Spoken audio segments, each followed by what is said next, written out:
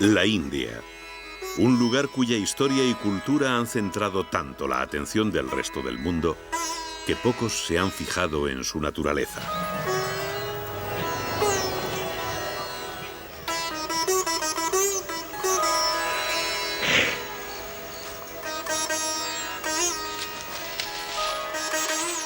Y sin embargo, ningún país asiático cuenta con el número de especies y la variedad de ecosistemas que encierra este país de parámetros continentales.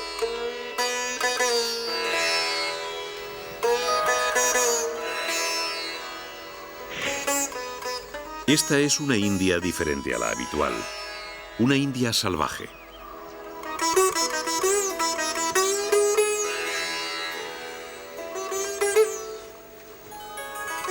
Los dioses del hinduismo y budismo se reencarnaron en sus animales y los bosques se convirtieron en templos vivos. En ningún otro país se creó una relación tan directa entre las religiones y la naturaleza, entre el hombre y los seres vivos que le rodeaban.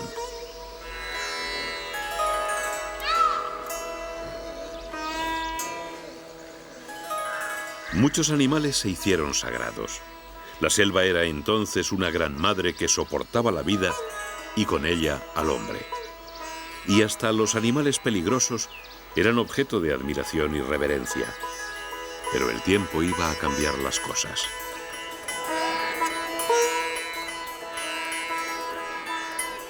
Una superpoblación sin freno ha hecho olvidar a los habitantes de la India su herencia y vinculación con la naturaleza.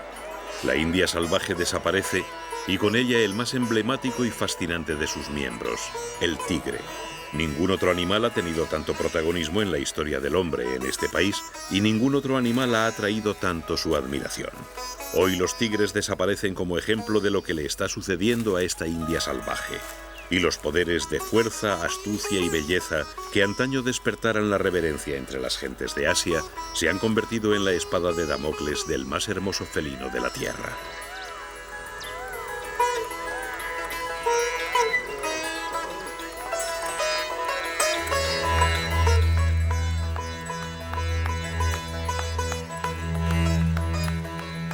Hubo un tiempo en que toda la India era dominio de los tigres. Ningún predador les amenazaba y gigantescas selvas se unían de norte a sur de forma ininterrumpida. La llegada del hombre apenas alteró la situación al principio, pero con las armas de fuego, el felino rayado perdió su invulnerabilidad y los asentamientos humanos comenzaron a abrir una selva que hasta entonces había permanecido virgen. Desde sus orígenes, la relación entre el hombre y el tigre estuvo marcada por la competencia. Eran dos superpredadores que medían sus fuerzas. Los poblados desplazaban a los grandes felinos quitándoles las presas de las que se alimentaban. Los tigres atacaban entonces al ganado y el hombre, al defenderlo, pasaba en ocasiones a convertirse en víctima. Posteriormente, la fuerza y la astucia de los tigres les llevó a ser el trofeo más codiciado de los cazadores. Para los marajás y los ingleses de la India colonial, el tigre representaba el máximo exponente de la naturaleza salvaje e indómita de Asia, la misma naturaleza que luchaban por doblegar. Y al menos en esto no se equivocaban, porque el tigre es el último eslabón en la complicada red trófica de las selvas hindúes, la parte más sofisticada y, por tanto, la más dependiente del buen funcionamiento del conjunto. En consecuencia, la presencia de tigres se ha convertido en el mejor indicador del estado de conservación del ecosistema donde habita y, en definitiva, de la naturaleza salvaje de la India. Una naturaleza tan rica como desconocida.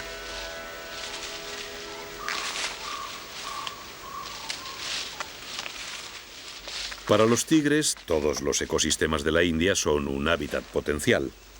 Solo necesitan un territorio con abundante cubierta vegetal, agua y presas suficientes para alimentarse. Agua, cubierta vegetal y alimento son los tres pilares que soportan la vida salvaje de la India. Cualquiera de los tres es imprescindible y entre ellos existen unos vínculos indivisibles de relación. Sin agua no hay cubierta vegetal, y sin cubierta vegetal nada retiene el agua. Sin plantas no sobreviven los herbívoros, y sin herbívoros no hay renovación de las plantas. Sin herbívoros no hay predadores, y sin predadores los herbívoros crecen de tal manera que acaban con los recursos a su alcance y terminan muriendo.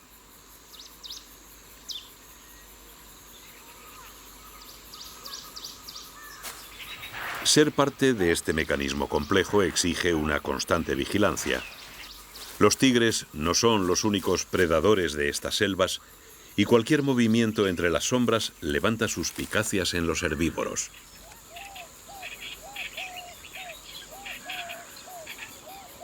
Un gaur ha detectado un grupo de cuones, unos perros salvajes de la India.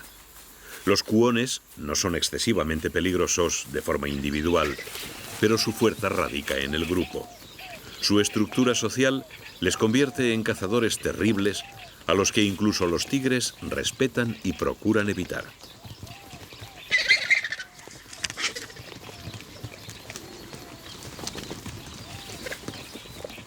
Las exigencias de los cazadores están en función de su tamaño. Los cuones apenas alcanzan los 20 kilogramos de peso, así que, aunque cazan en grupo y comparten la presa con toda la familia, sus requerimientos en kilogramos de presas por año son bastante reducidos y esto les permite ser menos exigentes a la hora de colonizar nuevos territorios.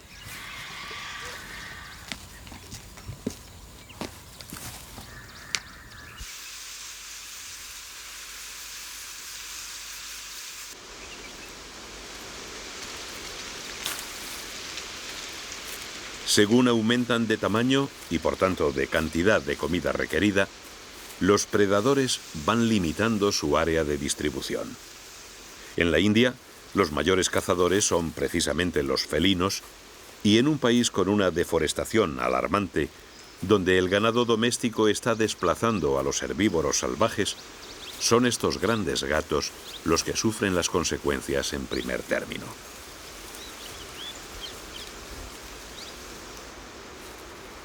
El leopardo es uno de los mejor parados. Es de tamaño medio y sus hábitos nocturnos y solitarios le han permitido colonizar todos los hábitats. Así que, aunque escasos, los leopardos se extienden por toda la India, desde Sri Lanka hasta las heladas mesetas de los Himalaya, donde ceden el relevo a la pantera de las nieves. Pero para los felinos mayores, la cosa se complica. El león asiático no ha tenido tanta suerte. Su antiguo rango de distribución ocupaba toda Asia Menor, desde Turquía hasta la India, pero hoy apenas 3 centenares sobreviven en el Parque Nacional Gir, en la región semiárida de Gujarat. Este poderoso felino podía haber colonizado las selvas que aún se conservan en el centro y sur del país, donde todavía existen suficientes presas naturales para soportar la población de grandes felinos. Pero el león asiático frenó su expansión al encontrarse con otro felino aún mayor que dominaba las regiones boscosas del interior, el tigre.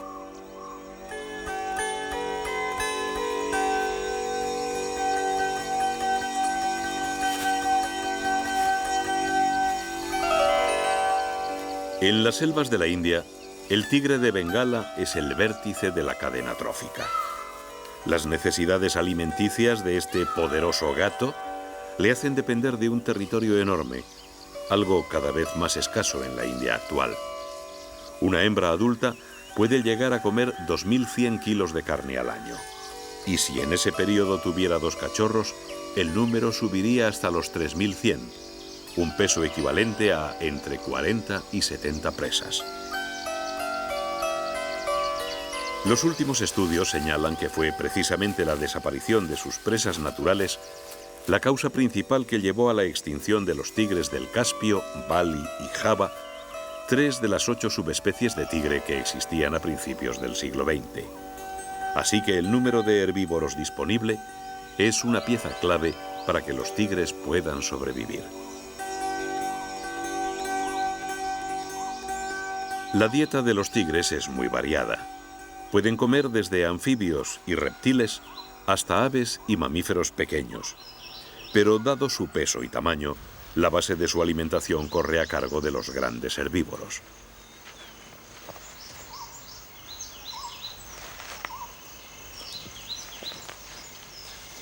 Los gaures son presas excepcionales en la dieta de los tigres.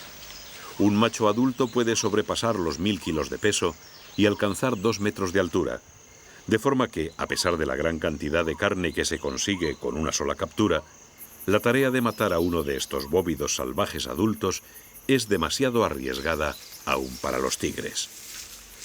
Salvo casos de hambre desesperada, solo los terneros y los enfermos del grupo serán blancos elegidos por el poderoso felino.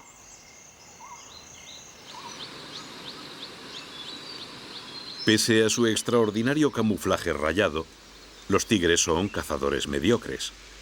Como media necesitan 12 intentos para conseguir una presa, y eso supone un gasto enorme de energía.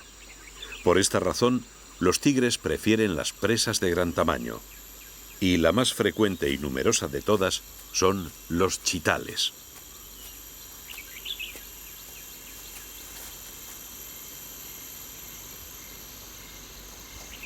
Estos ciervos moteados son muy prolíficos.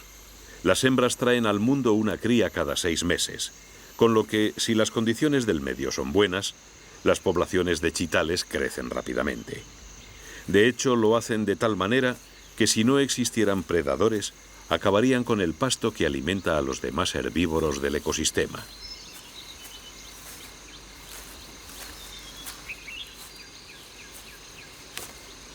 Ser la presa más codiciada por los carnívoros de tu entorno exige tomar todo tipo de precauciones. Los chitales son de por sí extraordinariamente recelosos, pero además han buscado aliados en la selva, y estos han sido los langures.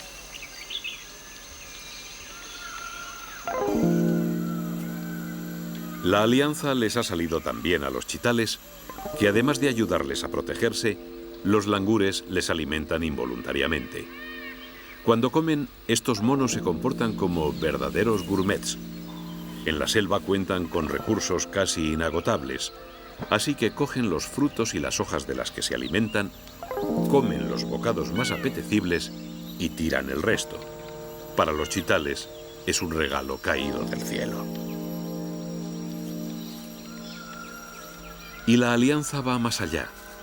Los ciervos saben que, además, mientras los langures estén cerca, contarán con un servicio de alerta. El grupo de langures siempre deja algún vigía en lo más alto de las ramas. Si un predador se acerca, es fácilmente detectado desde la altura y de inmediato se da la voz de alarma.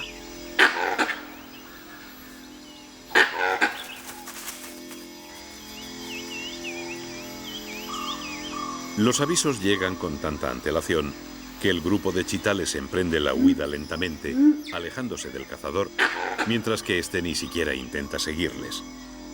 Cuando oye que ha sido descubierto, sabe que no tiene nada que hacer ante unos herbívoros que están alertados de su presencia.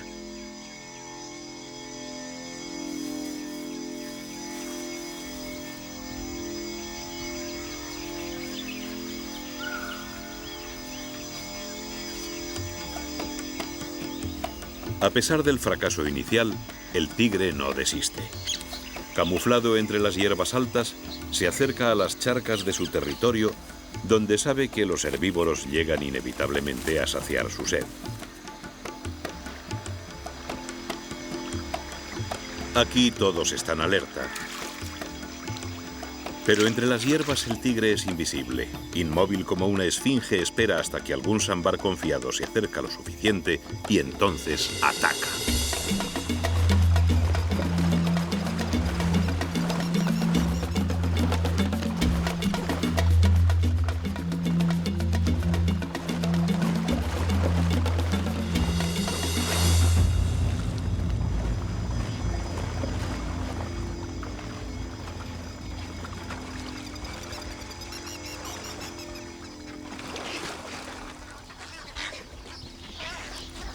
Teniendo en cuenta el número de veces que los tigres fallan en sus cacerías y la cantidad de carne que necesitan, Es fácil imaginar el elevado número de herbívoros que deben existir en sus territorios. Esto se traduce en grandes extensiones de terrenos feraces donde chitales, sambares y gaures puedan alimentarse. Y esto es hoy en día un lujo extraordinario en una superpoblada y paupérrima India.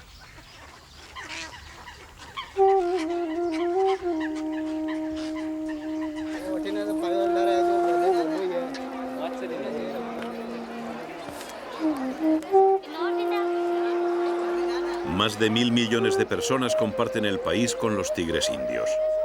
La inmensa mayoría apenas alcanzan una economía de subsistencia y de una forma o de otra dependen directamente de los recursos naturales a su alcance.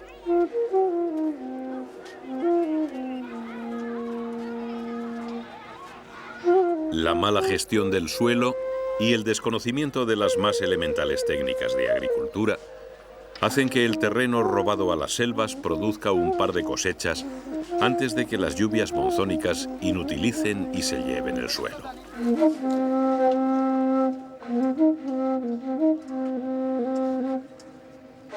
Pero millones de familias hambrientas necesitan nuevos recursos y las selvas donde viven los tigres siguen siendo su única alternativa, de forma que los grandes felinos ven desaparecer progresivamente sus últimos refugios.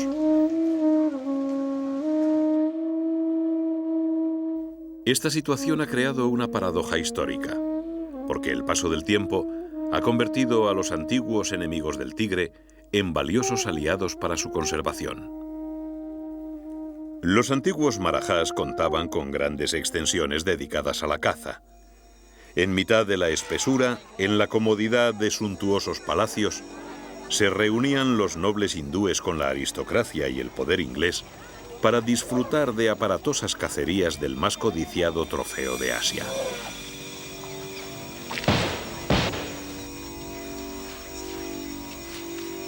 Estas matanzas, que se practicaron hasta principio de los años 70, diezmaron las antiguas poblaciones de tigres. Si en 1870 aún vivían en la India cerca de 100.000 tigres, en 1934 solo quedaban la mitad y en 1972 apenas llegaban a 1.800 ejemplares. Pero a la larga, estas grandes fincas, a las que solo unos pocos privilegiados tenían acceso, conservaron sus selvas, de manera que hoy en día forman islas en un mar de suelo erosionado. Y los antiguos cazaderos reales se han convertido en algunos de los mejores parques y reservas naturales de la India. El Palacio de Sariska, antigua residencia del último Marajá de Alwar, es hoy un alojamiento dedicado al ecoturismo. El antiguo coto de caza se ha convertido en el Parque Nacional Sariska y los huéspedes actuales pueden revivir el espíritu de la India colonial, buscando como entonces el encuentro con los tigres. En el interior del palacio aún se conservan algunos trofeos de aquellas pintorescas cacerías, como recuerdo de una época en la que el tigre estaba empezando a recorrer su triste camino hacia la extinción, un camino lleno de nuevas amenazas. No se puede perder de vista un nuevo fenómeno. No se persigue al tigre por su piel, sino por sus huesos. Esto se debe a la creencia de la medicina tradicional china en ciertas propiedades afrodisíacas de los huesos de tigre. Es una idea que viene de antiguo, de que el tigre es un animal muy viril y fuerte, por lo que se supone que los huesos de tigre le harán a uno muy fuerte y viril. Lo que está sucediendo en la actualidad es que se siguen cazando tigres furtivamente e incluso se desprecian sus pieles. Existe un importante comercio de huesos y miembros de tigre. Esto es muy preocupante. Si, como dije, la primera amenaza para el tigre procedía del ego de los británicos y los marajás, que creían que debían matar cuantos más tigres mejor, la segunda vino de la vanidad femenina porque querían vestir pieles de tigre. Pero la tercera amenaza para el tigre parece ahora proceder de la inseguridad masculina, que les hace creer que necesitan afrodisíacos, y en concreto, huesos de tigre para estar a la altura. Así que el infortunado tigre sale apaleado sean cuales sean las circunstancias.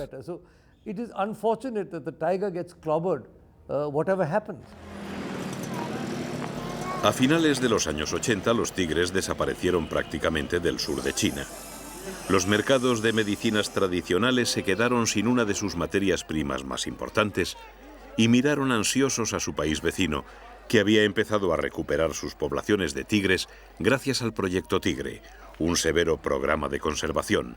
Como resultado se abrió una nueva ruta comercial, aunque esta vez era clandestina e ilegal. The main use for tiger parts are they're killed in Existe un enorme comercio de huesos de tigre.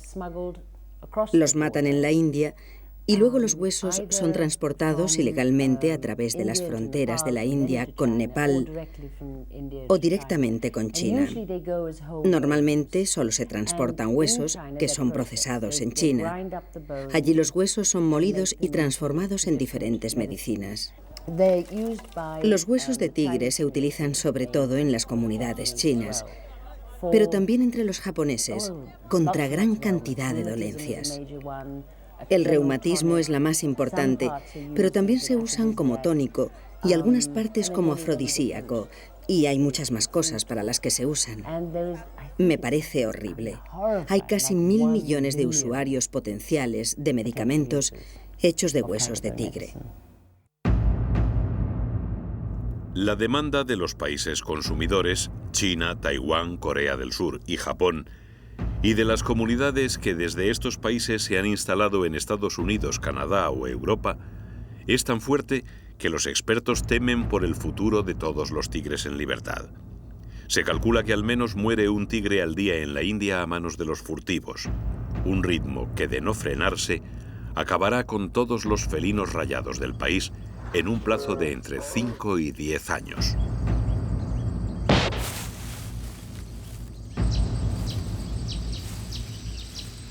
Hoy, la India cuenta con algo más de la mitad de todos los tigres salvajes del mundo. Países como Japón o China han puesto su punto de mira en ellos, aun sabiendo que es un recurso limitado que, de desaparecer, lo hará para siempre. Pero nada de esto parece importarles. A fin de cuentas, ya han acabado con más de una subespecie de este precioso felino. A principios del siglo pasado, los tigres se extendían por un vasto territorio. 8 subespecies se repartían entonces el continente asiático. Pero 100 años de caza y deforestación han hecho desaparecer al tigre de Bali, al del Caspio y al de Java. Y del chino quedan tan pocos que su población se da por irrecuperable. Ahora la India se ha convertido en la gran reserva mundial de tigres, algo que ya le sucediera con el legendario león asiático.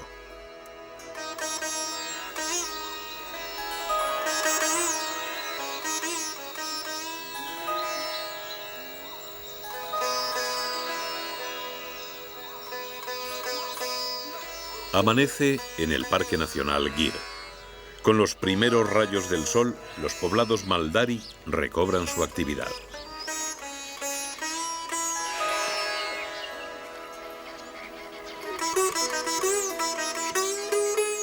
Los Maldari son un pueblo ganadero de la región india de Gujarat, al oeste del país.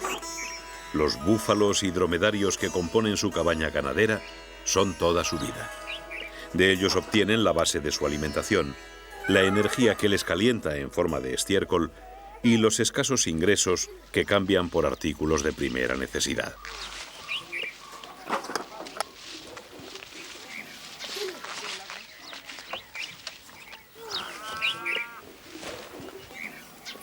Y sin embargo, a pesar de su precaria existencia, comparten su territorio con el segundo superpredador de la India, el león asiático.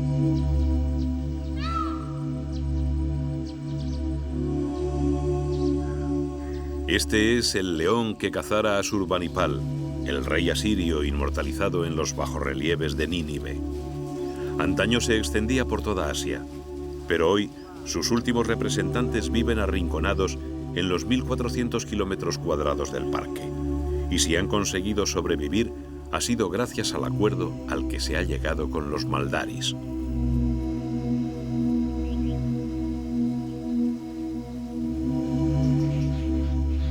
El ganado Maldari compite con los herbívoros salvajes del ecosistema devorando sus pastos. Esto disminuye el número de presas de los leones, así que si los maldaris quieren alimentar a sus búfalos dentro del parque, tienen que estar dispuestos a pagar una tasa en forma de carne para los leones.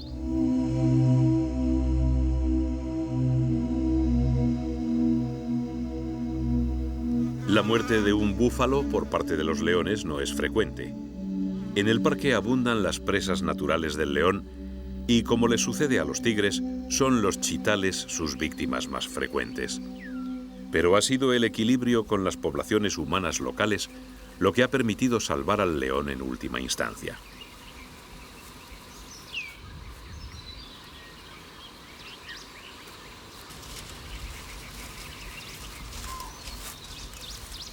Si el gobierno y las poblaciones locales se tomaron la molestia de emprender una campaña para salvar al león, fue en parte gracias a que entonces era el animal nacional de la India.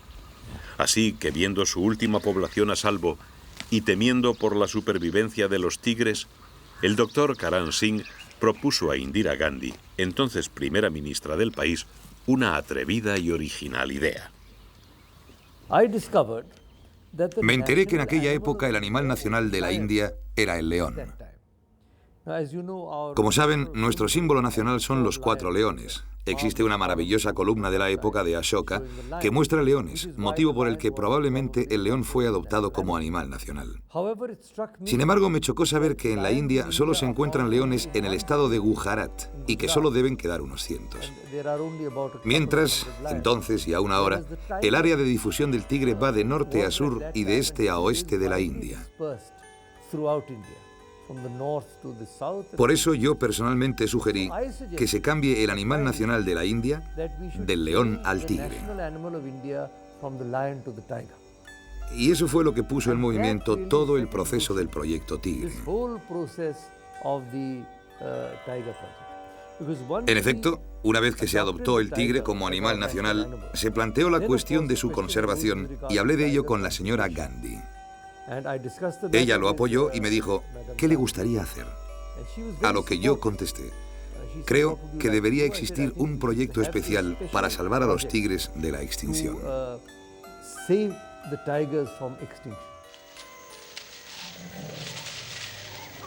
Había nacido el Proyecto Tigre, el más ambicioso de cuantos se habían emprendido hasta entonces en todo el mundo, destinado a salvar una especie. El éxito de esta empresa se basó en la protección no solo del tigre, sino de su hábitat y sus presas, con lo que a través de un animal emblemático y ya entonces insignia de la nación, se conseguía salvar ecosistemas enteros.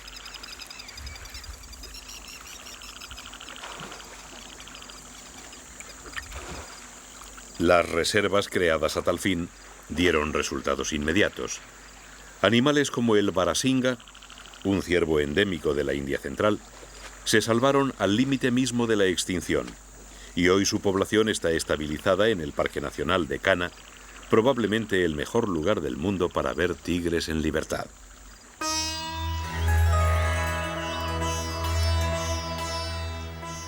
Las reservas que se crearon evitaron convertirse en islas a través de la creación de corredores naturales, pasillos de selva que unían las áreas protegidas entre sí.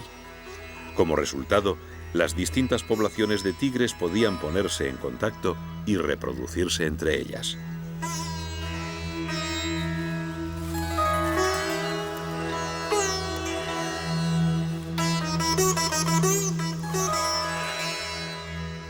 El tigre es un animal solitario y, por tanto, territorial. Si hay caza abundante, un macho ocupará un área de 50 a 100 kilómetros cuadrados en la que podrán vivir entre 3 y 5 hembras. Ningún otro macho será admitido y para dejar claros los límites de sus dominios, el tigre dominante deja marcas patentes a lo largo de todo su territorio.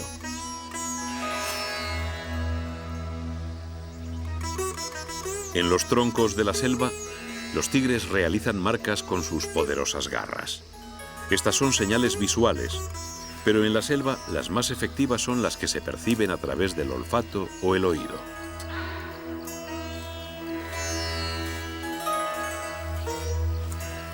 Mientras las marcas de las garras solo son visibles si se mira el tronco marcado, La orina del macho y su olor corporal se extienden por la selva más allá del árbol señalizado, y para reforzarlo, el tigre utiliza sus heces a modo de balizas olfativas para los intrusos.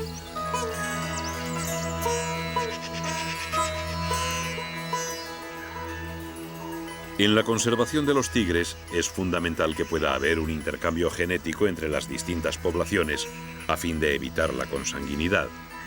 Esto se consigue gracias a los pasillos verdes entre las distintas reservas.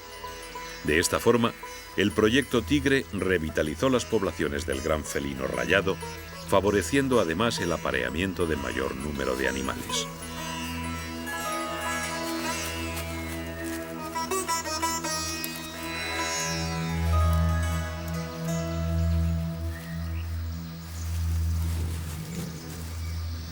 Las tigresas son receptivas durante muy pocos días.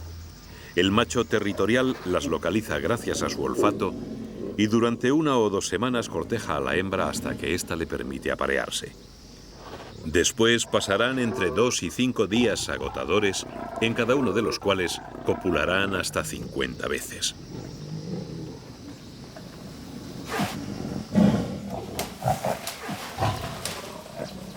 El proyecto Tigre tuvo una repercusión inmediata en las poblaciones de tigres, que frenaron un descenso que parecía imparable y en 5 años comenzaron a crecer.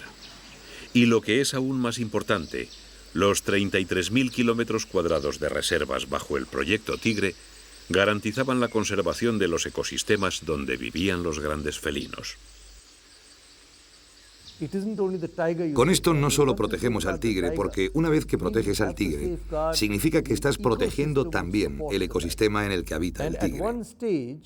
En ciertos aspectos, el proyecto Tigre fue el proyecto de conservación de más éxito en el mundo. El tigre ha sido cazado hasta llevarlo al borde de la extinción. Nuestros cálculos son que en 1900 debía de haber unos 50.000 tigres en la India. Cuando iniciamos el proyecto Tigre, en los años 70, apenas quedaban 2.500 o 3.000 tigres.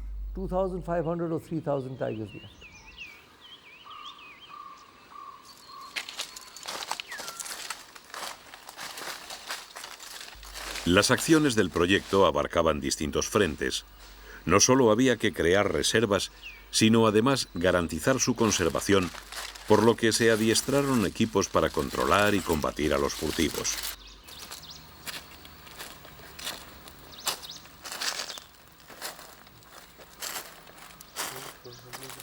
La creación de guarderías especializadas evita la caza furtiva y permite el censo y seguimiento de las poblaciones animales, en concreto la de los tigres.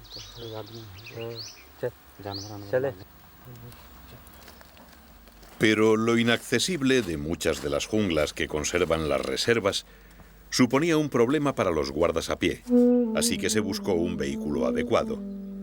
Era necesario que pudiera abrirse paso sin dificultad en cualquier medio, pero sin destruir el entorno, que no asustara a la fauna local y que garantizara la seguridad de los guardas al encontrarse frente a un tigre. Unos requisitos que solo cumplía el elefante.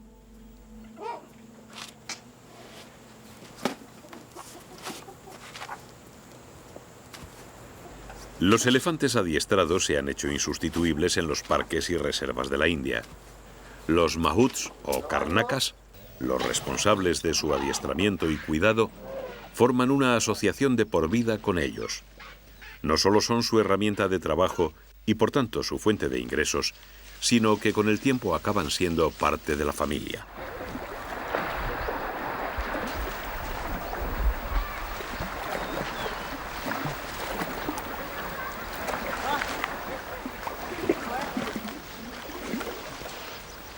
Diariamente los mahuts llevan al río sus elefantes.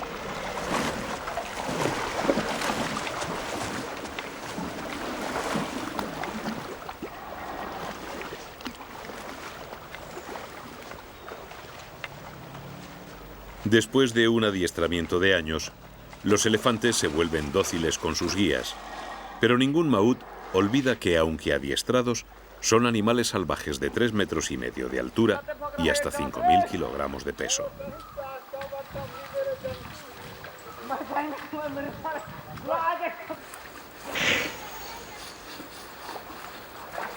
Los paquidermos son animales con una estructura social muy compleja.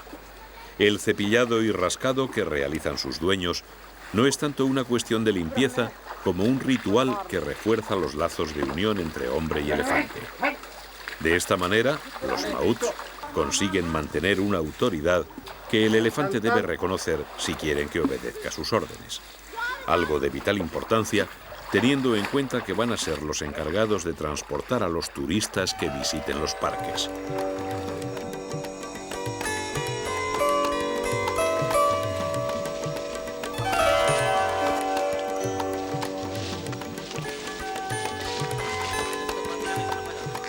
La creación de las reservas y parques para proteger al tigre y su entorno tiene un coste elevadísimo. Pero los conservacionistas cuentan también con recursos generados precisamente del buen estado de los ecosistemas y sus animales. La llegada de visitantes dispuestos a pagar generosas tasas para poder disfrutar de la naturaleza salvaje es el más importante.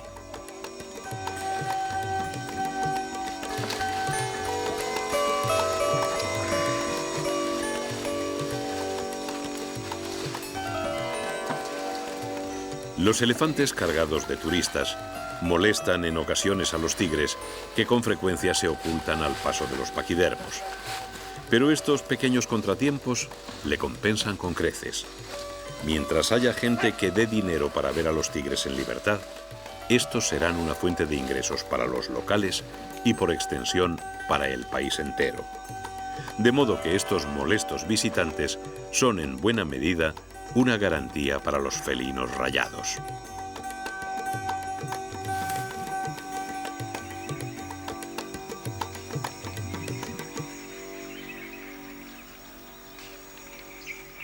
La llegada de la estación seca marca un periodo de escasez en la India.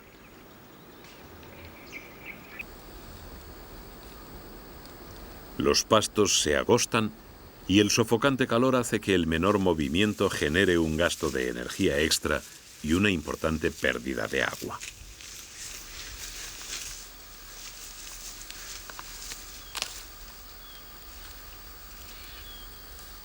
Hasta las primeras lluvias no habrá regeneración de las hierbas, y como la comida disponible es menos alimenticia, cada animal debe comer más cantidad para saciarse, y esto trae consigo un nuevo problema.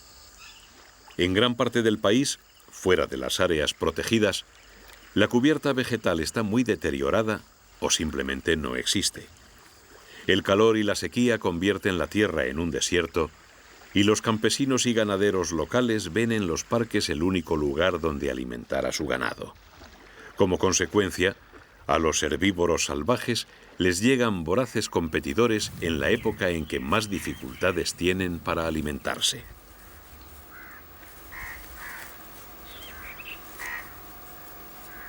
Y en esta situación desesperada suele aparecer el peor de los enemigos.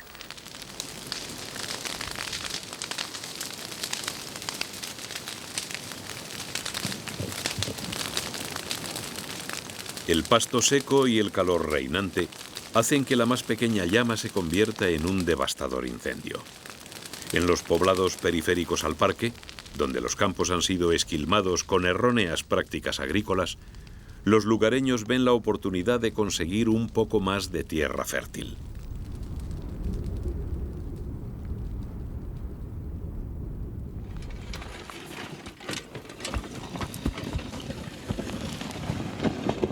Esto es solo una solución temporal y a la larga no hace más que incrementar el problema.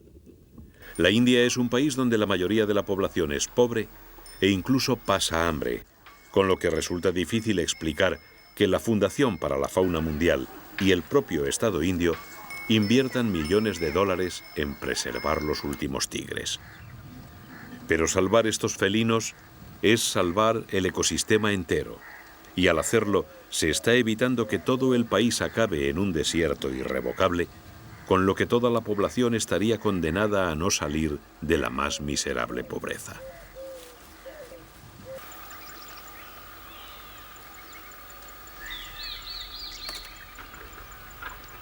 A pesar de los rigores del clima, la época seca marca el inicio del celo para muchas especies de la selva.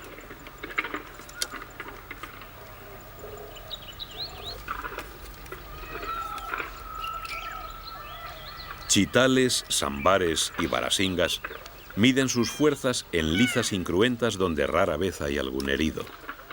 Es el comienzo del cortejo y los machos se enfrentan para determinar quién será el que monte a las hembras.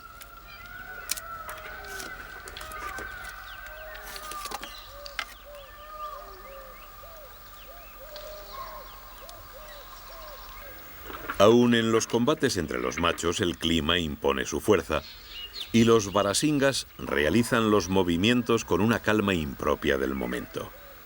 El calor es el más fuerte y en la selva todos se ajustan a su ciclo diario.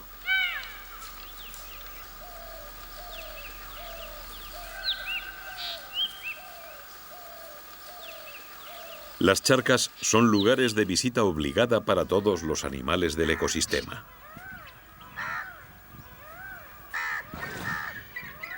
Los herbívoros, como estos sedientos sambares, se acercan al agua temerosos. Las colas alzadas son una señal de aviso que indica precaución y recelo. Como ellos, también los carnívoros llegarán a beber tarde o temprano.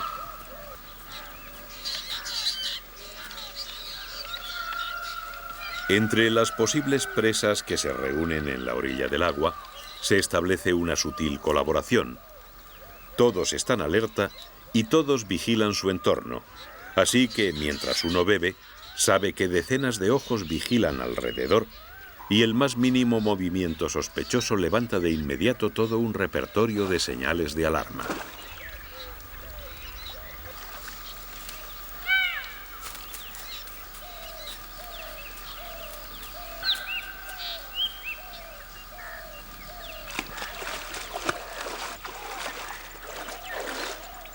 Un sambar delata la llegada de un chacal. Aunque es inofensivo para ellos, su aviso previene a las aves de la charca que se ponen en guardia de inmediato. Mientras esté cerca, a pesar de ser pequeño e inofensivo, chitales y sambares marcarán al chacal señalando su presencia de forma que le resulte imposible cazar.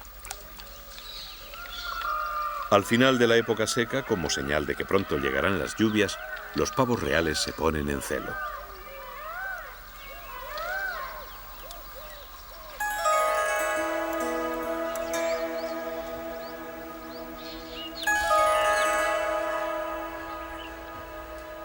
Cada macho establece un pequeño territorio para su exhibición amorosa al lado del de sus competidores, de forma que las hembras solo tendrán que pasear entre ellos y elegir el que más les guste.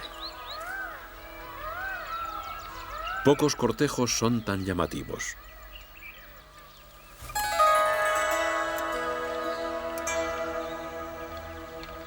Los movimientos de las plumas refuerzan el estímulo visual.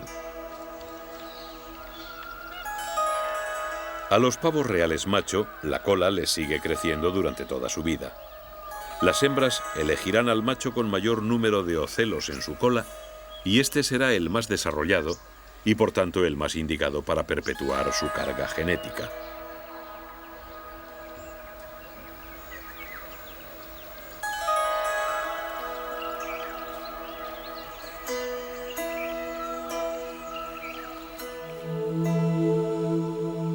La estación seca es un periodo delicado para los tigres.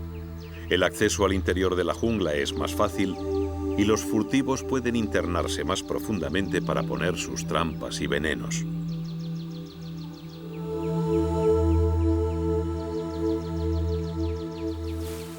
Paradójicamente, detrás de estos sicarios exterminadores suelen estar países que o no han tenido nunca tigres en su territorio, caso de Japón y Taiwán, o ya han exterminado los que tenían, como es el caso de China y Corea del Sur.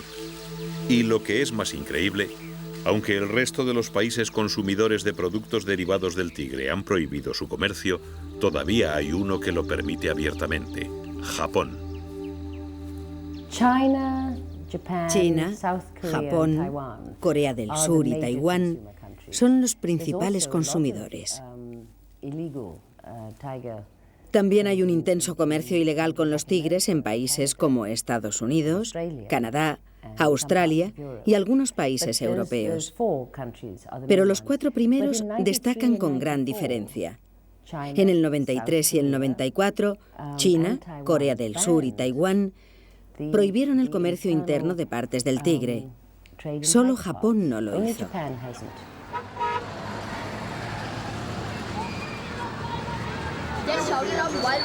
En Delhi, una manifestación promovida por la Sociedad India para la Protección de la Vida Salvaje intenta denunciar la actitud de un país que se burla de las medidas conservacionistas que toma el resto del mundo.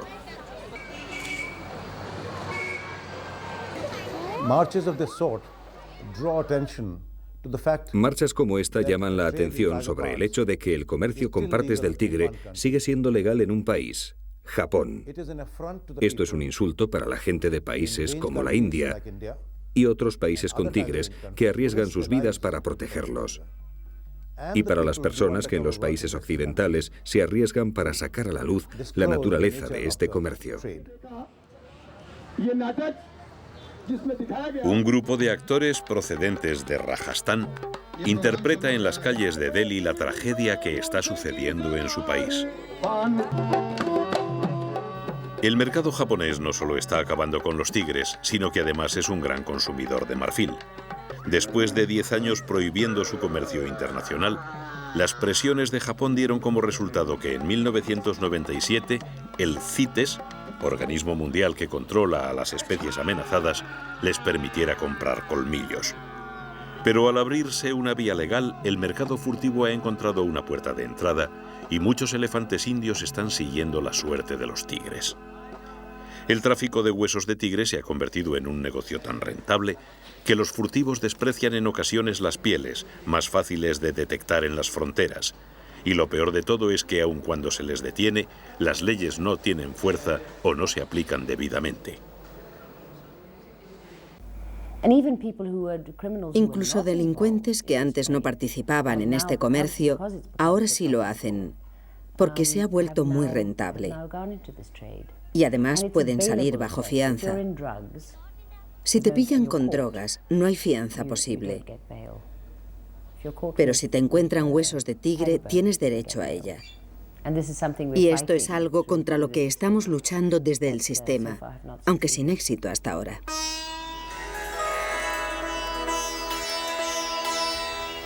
En 1984, con el asesinato de Indira Gandhi, la naturaleza de la India perdió a su gran defensora. El proyecto Tigre, que se había convertido en el más exitoso proyecto de conservación del mundo, ha ido perdiendo efectividad desde entonces. El poder se fue desviando poco a poco a los gobiernos locales y estos, presionados por los votos de una población pobre, están permitiendo que los corredores se conviertan en campos de cultivo y los bosques que rodean el límite de los parques se quemen y talen impunemente. El comercio de sus huesos se ha unido a la pérdida masiva de su hábitat y el tigre ha vuelto a situarse al límite de la extinción. La situación actual no es nada halagüeña. Nuestra población ha crecido y la presión ambiental es mayor, por tanto. Hay más deforestación y desertificación, lo que va confinando a los tigres en áreas cada vez más reducidas.